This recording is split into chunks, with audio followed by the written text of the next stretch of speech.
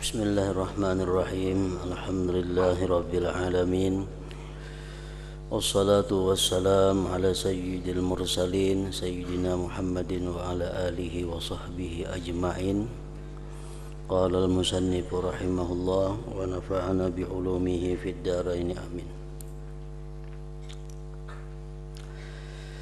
Dan janganlah engkau panjangkan angan-anganmu.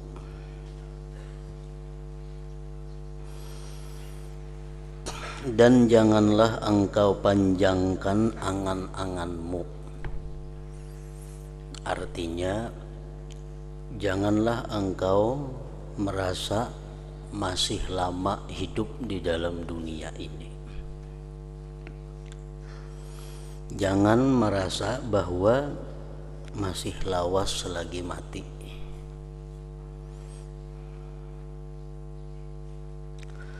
Nanti engkau akan merasa malas daripada berbuat ibadat.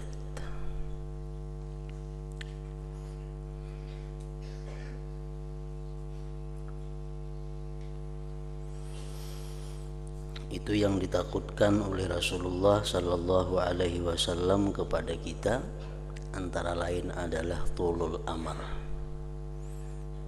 Rasulullah khawatir kalau umatnya itu terserang satu penyakit yang namanya tulul amal, merasakan masih lawas hidup di dunia ini, karena itu membuat malas berbuat ibadah.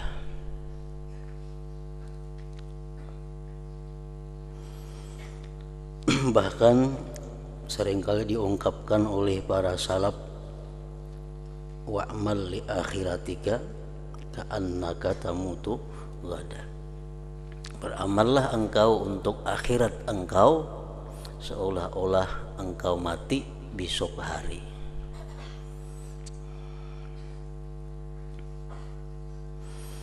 Nah, ungkapan itu wa'mal li akhiratika ka'annaka tamutu ghadan, beramallah kamu untuk akhirat seolah-olah engkau besok akan mati.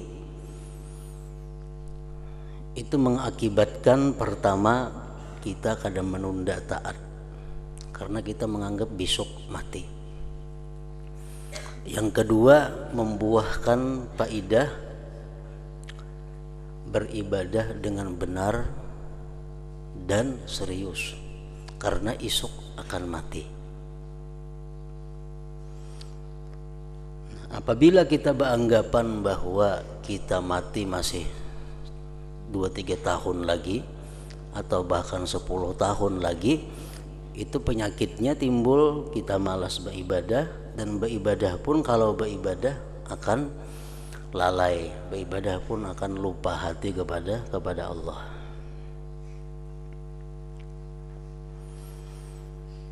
Bahkan hendaklah engkau pikirkan bahwa kematianmu itu sangat dekat sekali kepadamu.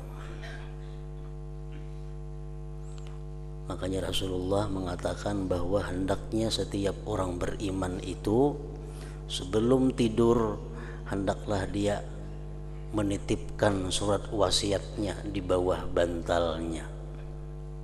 Kenapa? Karena kalau esok kena kada berumur lagi, jadi surat wasiat sudah ada di bawah bantal.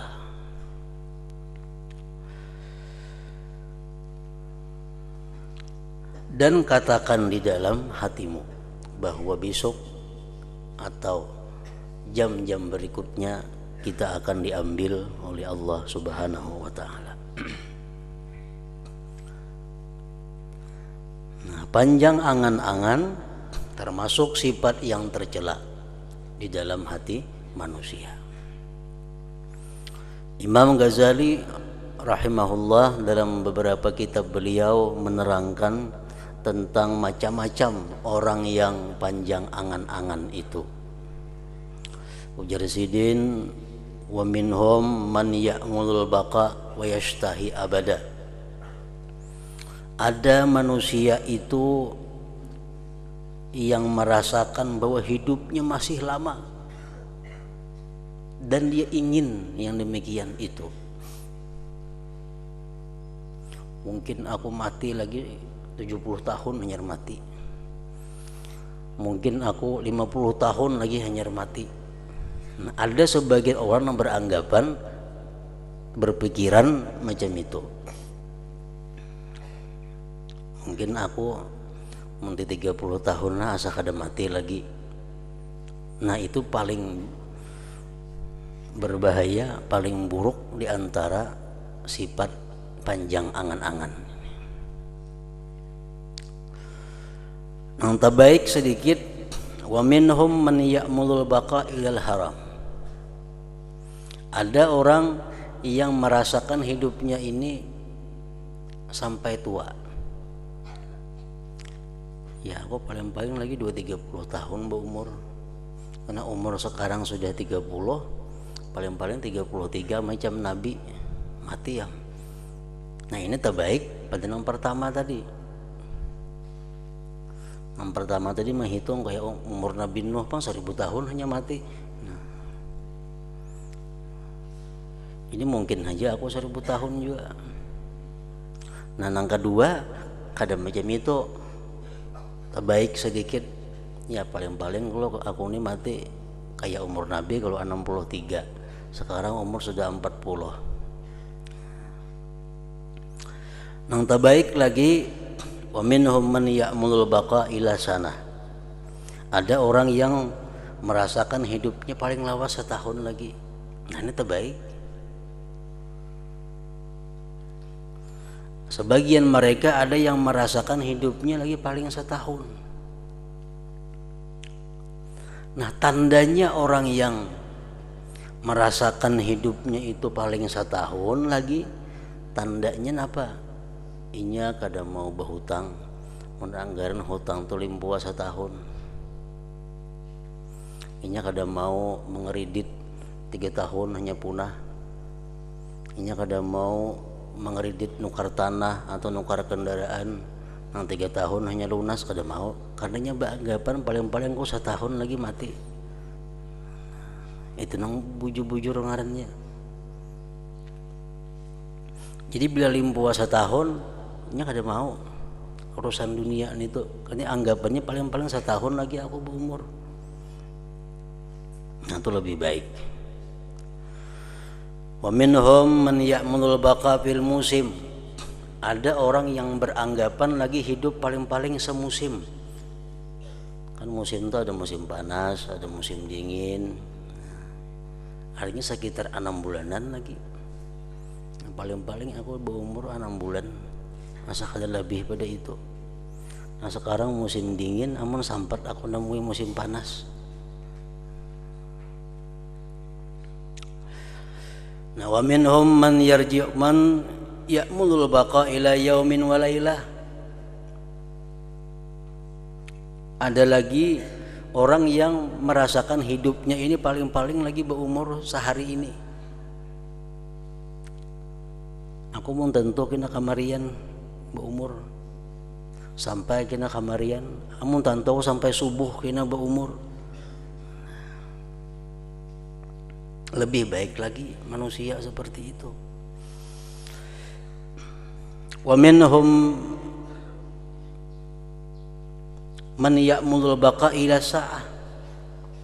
Yang lebih baik lagi, ada yang beranggapan bahwa dia hidup tuh paling-paling 1 jam lagi. Sekarang jam 7, jam 6, jam 7 pun berumur lagi.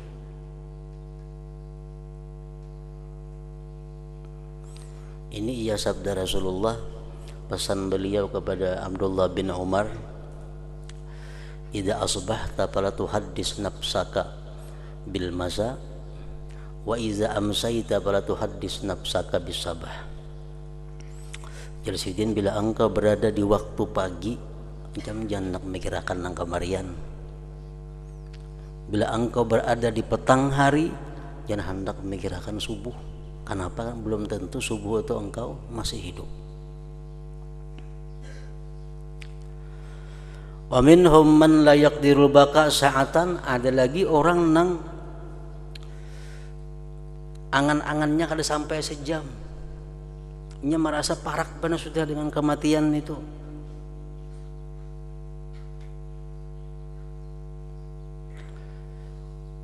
Rasulullah pernah sidin sakit, lalu sidin bertayamum, padahal banyu ada di dapur. Lalu disuruh pelayannya, itu ada banyu wahai Rasulullah. Sidin barangkali aku kada sampat, tak banyu itu sudah mati. Barangkali kada sampat aku mendatangi banyu itu sudah habis umur.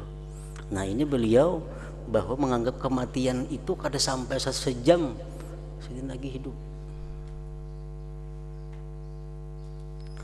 Nah, wa minhum man ya'mulul maut nasba ainaihi, ada lagi sebagian manusia itu yang membayangkan kematian itu di hadapan matanya.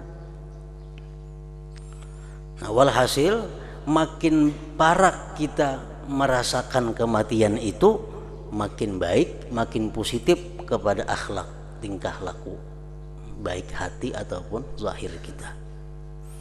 Ujar Nabi kita mengatakan supaya bisa sembahyang itu khusyuk, supaya bisa sembahyang lebih serius, salli salata muwaddi'in, sembahyanglah kamu sebagaimana sembahyangnya orang yang mengucapkan selamat tinggal.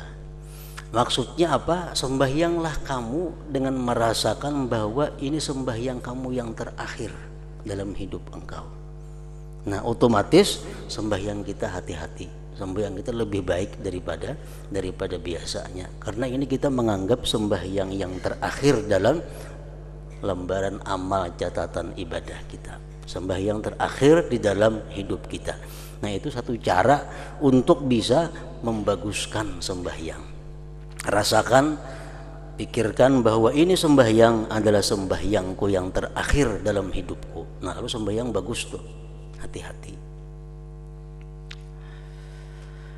Bersabarlah engkau hari ini, mungkin engkau akan mati pada malam nanti. Dan bersabarlah, malam ini mungkin engkau akan mati pada besok pagi. Karena mati tidak datang pada masa yang tertentu dan dalam keadaan yang tertentu ataupun pada umur yang tertentu.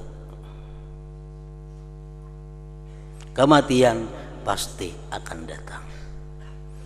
Nah, karena apabila kita mati persisnya, itu termasuk di antara 5 hal yang mutlak hanya dimiliki Allah Subhanahu wa ta'ala pengetahuannya. Entah Allah semalam tuh, hari kiamat kapan terjadi persisnya, jamnya itu hanya Allah yang tahu. Hujan besok di mana, jam berapa mulainya, jam berapa ampihnya, berapa kubik keluar banyunya, hanya Allah yang tahu. Yang ketiga, yang dalam perut ibu, anaknya laki-laki kah, bini-bini kah, ahli surga kah, ahli neraka kah, sugih kayaknya kena hidupnya, miskin kah, alim kah, jahil kah, hanya Allah yang tahu. Nah, yang keempat, kapan kamu mati dan di mana kamu mati, itu pun hanya Allah Subhanahu wa ta'ala yang tahu. Yang kelima, esok apakah kita mengerjakan dosa lebih banyak daripada ibadah atau mengerjakan ibadah lebih banyak daripada dosa, itu hanya Allah yang tahu. Nah, termasuk 5. Kematian termasuk di situ, hanya Allah yang bisa tahu, hanya Allah yang bisa menentukan kapan, jam berapa, hari apa seseorang itu akan mati.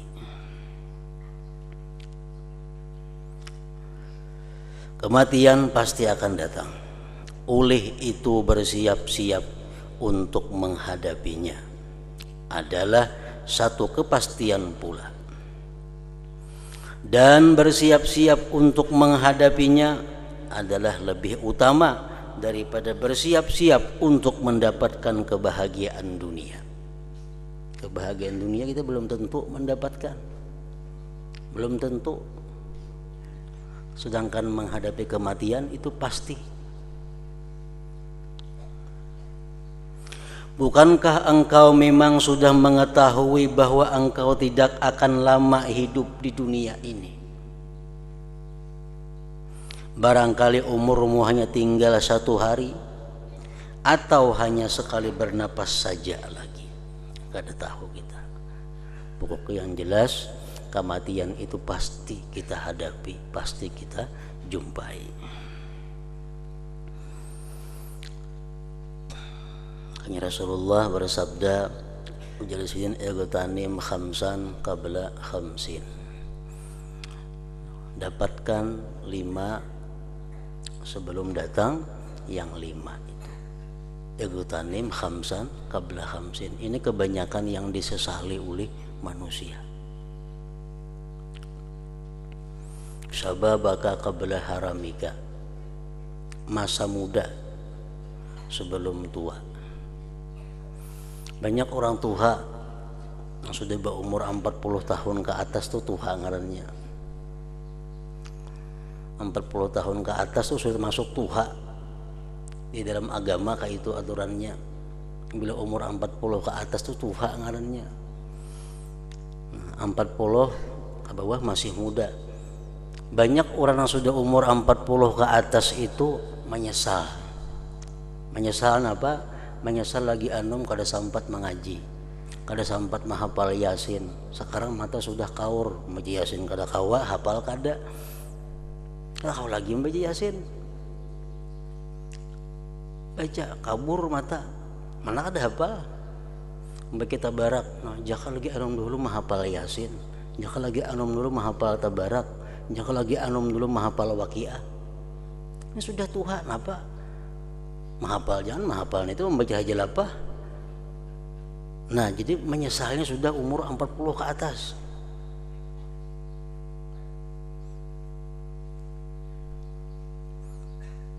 Syababaka qabla haram. Padahal Nabi sudah mengingatkan. Nabi sudah jauh-jauh hari memberikan peringatan kepada kita,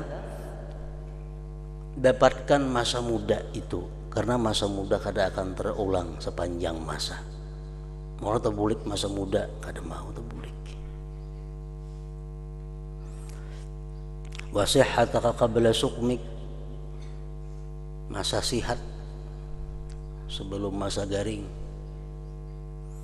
Lagi sihat kada hendak beribadah, lagi sihat kada hendak menuntut ilmu, lagi sihat kada hendak tahajud di tengah malam. Sudah garing lo hendak kawala lagi kada kawal lagi.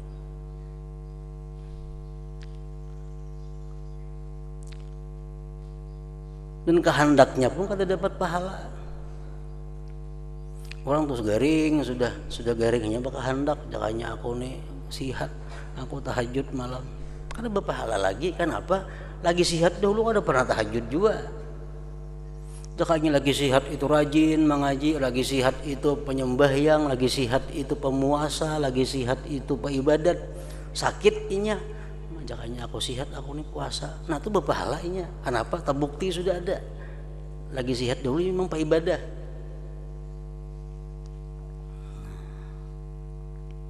Sihataka qabla sukmika wa ghinaka qabla fakrik, sugih engkau sebelum engkau miskin. Lagi sugih, gunakan harta membangun masjid, membangun pesantren, memberi makan orang, memberi makan anak yatim, membantu orang miskin. Sebelum fakir, karena mau fakir hanya macam-macam. Jika aku lagi bahari kan bangunakan sebuah langgar dan itu. Jika aku lagi bahari kaya, wah ini miskin sudah. Nah, apalagi bapak halal lah, kan bapak halal lalu itu. Kenapa? Dibuktikan sudah sugih, nyatanya kada dahulu. Nah, jika dahulu tuhnya sugihnya pemurah, sekarang inya miskin, jakanya aku kaya bahari itu sudah mau beri makan nih. Nah, bapak halanya. Kenapa? Dahulu sudah pernah macam itu.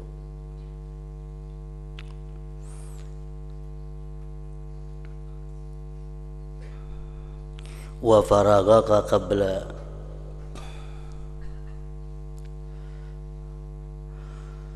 syughulika, dan waktu lapang engkau sebelum sibuk.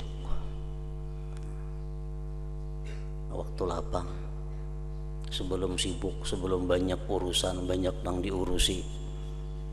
Wa hayataka qabla mautika, dan hidup engkau sebelum mati. Samuaan orang baik nang ahli ibadat, baik nang kada ibadat maginnya menyesal sesudah mati itu. Orang nang ahli ibadat saja menyesal begitu inya mati melihat surga. Menyesalnya apa? Masih kurang merasa beribadat, jakanya tambah lagi banyak lagi nikmat yang diperoleh di surga.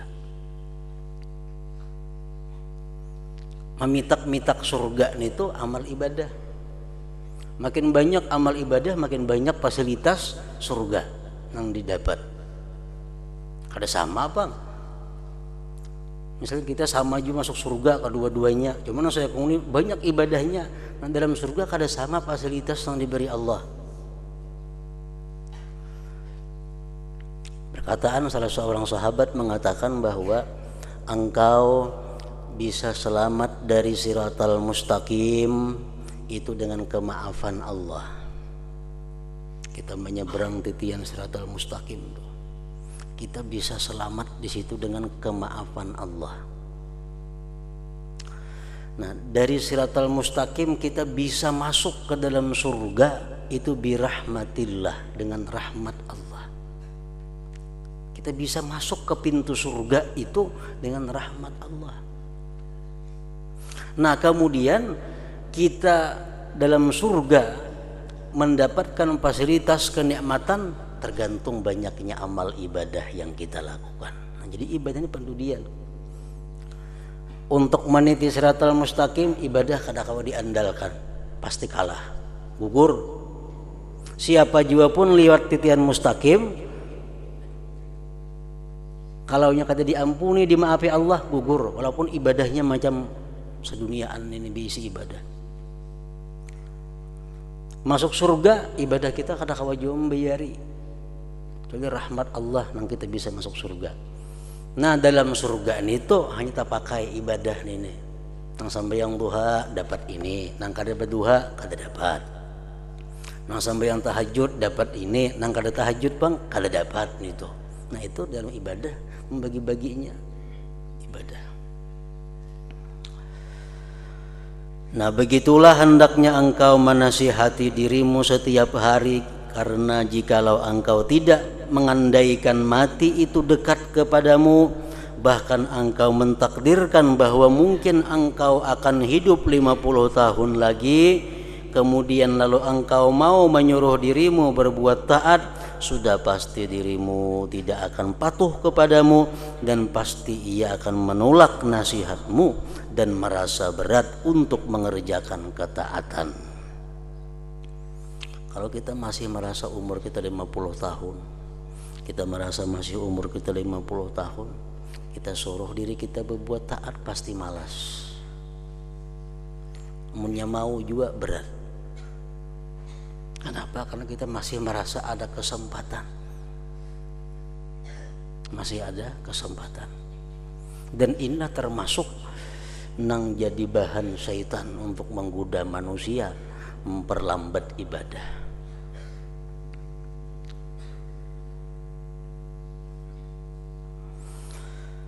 Maka paksakanlah dirimu untuk mengerjakan ketaatan, niscaya engkau akan bergembira ketika engkau mati nanti dengan kegembiraan yang tidak ada kesudahannya.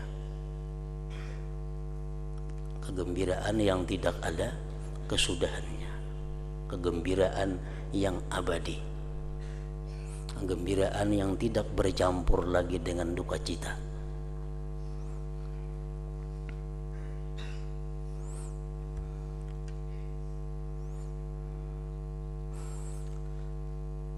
Rasulullah SAW bersabda, ujar Nabi, akullukum yuhibbu ayyadkhulal jannah, adakah kalian kepingin masuk surga? Qalu, berkata sahabat, na'am ya Rasulullah, inggih wahai Rasulullah. Lalu ujar Nabi, qasiru minal amal wasabbitu ajalakum baina ainaikum baina absarikum wastahyu minallah haqqal haya. Hendak masuk surga 3, jangan merasa hidup lama lagi dalam dunia. Qasiru a'malakum, qasiru minal amal, pindikan angan-anganmu, ya Nabi. Yang kedua, tetapkan ajal kamu itu di depan mata kamu. Yang ketiga, malulah kamu daripada Allah sebenar-benar malu. Nah itu ya Nabi kalau hendak ke surga, kalau hendak ke surga.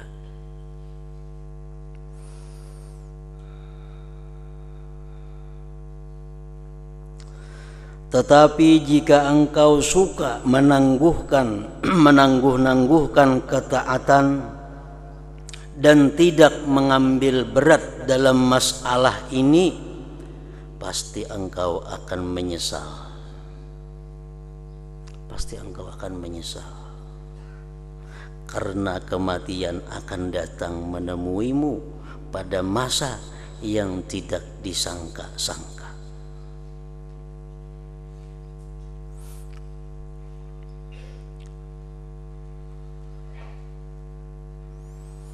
Keadaan kita yang paling baik adalah keadaan di mana kita hakun mati. Itu untuk mengetahui diri kita. Diri kita ini baikkah kadakkah? Diri kita ini burukkah? Diri kita ini jahatkah? Diri kita ini baikkah? Takuni hati. Kamakunlah mati wah ini. Bila hakun berarti baik. Bila kaina aja berarti kada baik.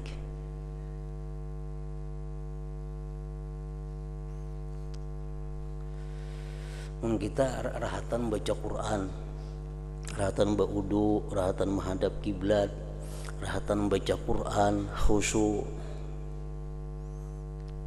Hakunlah kita mati, hakun. Pasti hakun. Karena rahatan suci, rahatan baca Quran, rahatan khusyuk, konlah mati kem saat itu hakun.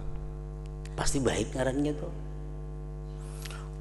Menikah rahatan main bola, rahatan bertukar, rahatan berjual, rahatan berdagang, akonlah mati. Nonton mampak barang, nah orang nukar barang, dipakakan barang. Dengan pembeli nih. Nah, mampak barang, terus hitung duit, nah mati hakun lah. Kada hakun, berarti kada baik nih tuh ngarannya. Keadaan kita yang paling baik itu keadaan di mana kita senang mati. Rahatan nuntut ilmu, membaca kitab, mati mau. Kenapa? Karena mati di kebun surga. Orang yang duduk di majelis ilmu, duduk di tempat-tempat pengajian ilmu agama yang membicarakan hukum Allah, itu duduk di Riyadil Jannah, duduk di kebun surga, taman surga. Kenapa disebut taman surga? Kan taman itu biasa di luar surga, taman itu biasa di luar andaknya. Taman ada mau dalam rumah, ada taman. Taman itu dihiga di belakang atau muka taman. Orang yang duduk menuntut ilmu itu duduk di taman surga. Nah, jadi artinya apa? Andai kata inya mati saat itu masuk surga, karena sudah berada di tamannya, sudah berada di taman surga.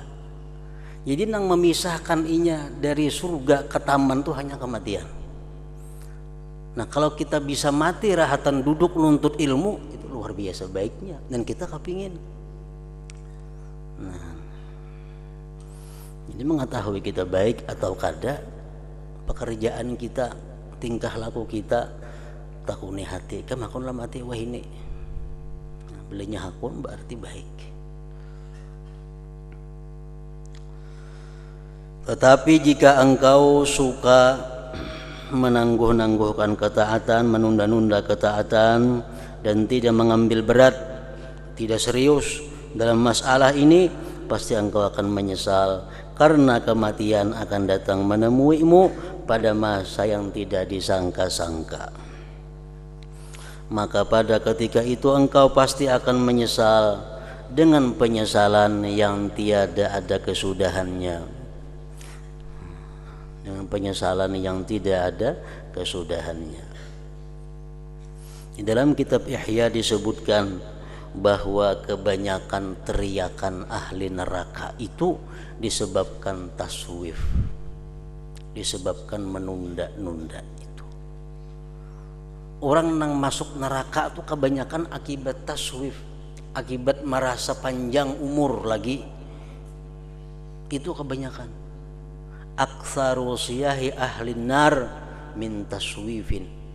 Kebanyakan teriakan orang-orang masuk neraka itu akibat mereka merasa panjang lagi umur, sekalinya mendadak mati. Kada sempat lagi tobat, kada sempat lagi membulikan harta orang yang dizalimi, kada sempat lagi minta ampun kepada orang yang dianiaya, mati. Kada sempat lagi mengqada-qadaan yang banyak, mati. Itu yang menyebabkan banyaknya teriakan-teriakan dalam neraka. Nah, karena taswif, menunda-nunda itu pasti menyesal dengan penyesalan yang tiada ada kesudahannya.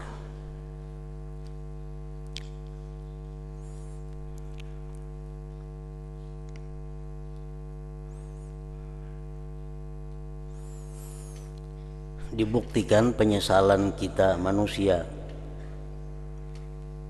di waktu kita melihat malaikat maut, itu dibuktikan di situ penyesalan.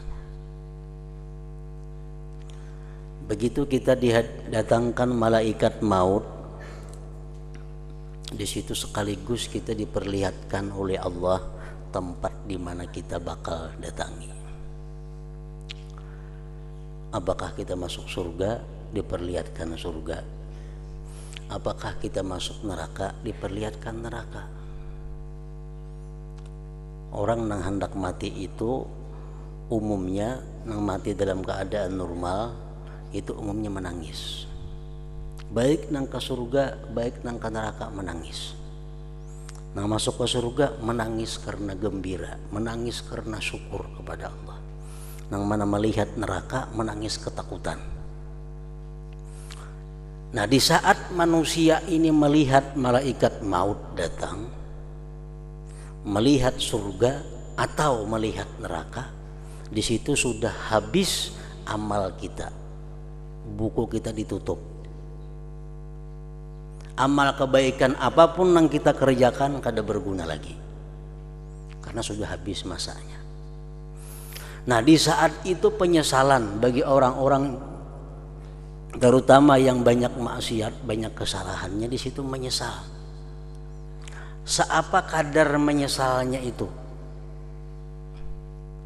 Umpamanya orang ini berisi harta, kekayaannya itu mencapai 100 miliar, sugih itu 100 miliar. Begitu ia melihat neraka yang bakal dihuninya, di situ ia memohon kepada malaikat maut, wahai malaikat maut, aku minta tempo waktu beberapa detik. Untuk napa ya malaikat maut?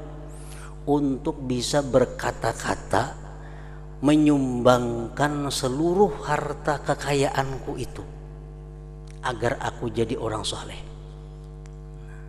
Adalah harta gunanya yang dicari dalam dunia yang susah payah siang malam, kan tidak gunanya. Begitu kita melihat neraka itu, begitu melihat malaikat maut, laula akhartani ila ajalin qarib asaddaqa wa akum minas salihin.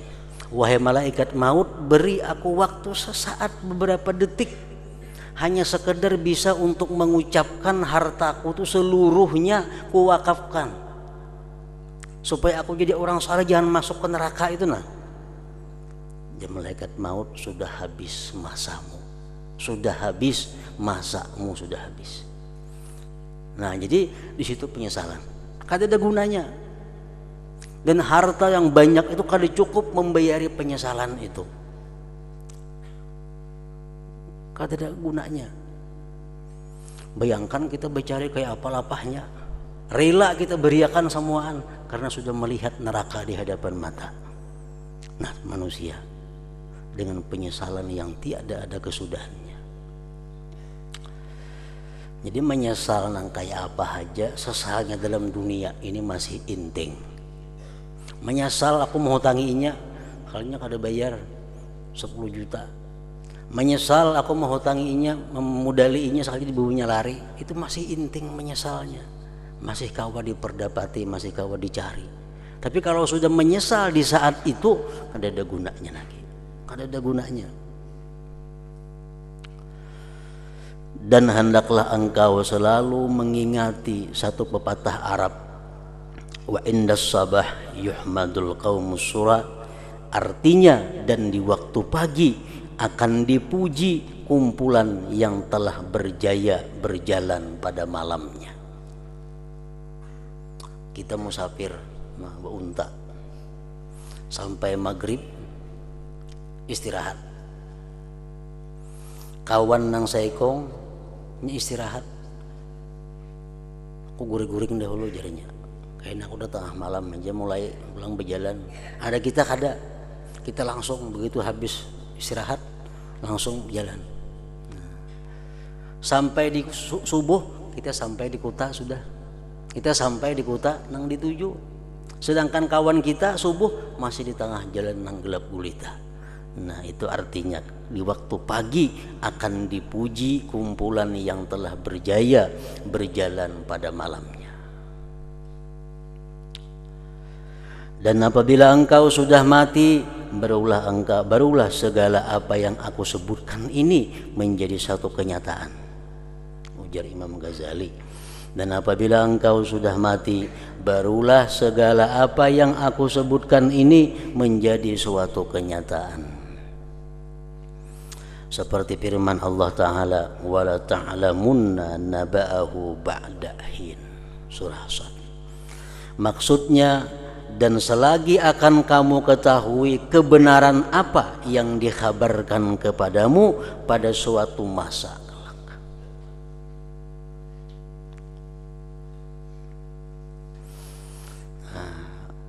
Rasulullah seringkali beliau mengucapkan doa, Allahumma inni a'udzubika min dunya tamna'u akhirah, tamna'u khairal akhirah. Allahumma inni a'udzubika min dunya tamna'u khairal akhirah. Allahumma inni a'udzubika min dunya tamna'u khairal akhirah wa min hayatin tamna'u khairal mamat wa a'udzubika min amalin alif min amalin yamna'u khairal amal.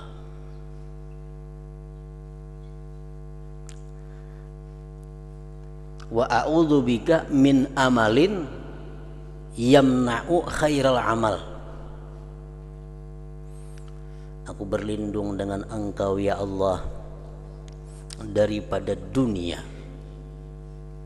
harta dan sebagainya yang mencegah akan kebaikan akhirat, yang mencegah akan kebaikan akhirat. Dan aku berlindung dengan Engkau dari kehidupan yang mencegah akan baiknya kematian. Dan aku berlindung dengan Engkau dari angan-angan yang mencegah berbuat baik, dari angan-angan yang mencegah berbuat yang baik, beribadah artinya. Nah, setelah kami selesai menyebutkan susunan wiridmu ini, maka akan kami sebutkan pula kaifiat cara untuk engkau sembahyang. Kayak apa sembahyang yang bagus caranya, dan puasa serta adab-adab keduanya, dan juga adab-adab sembahyang berjamaah dan adab-adab sembahyang Jumat. Nah, yang ke-11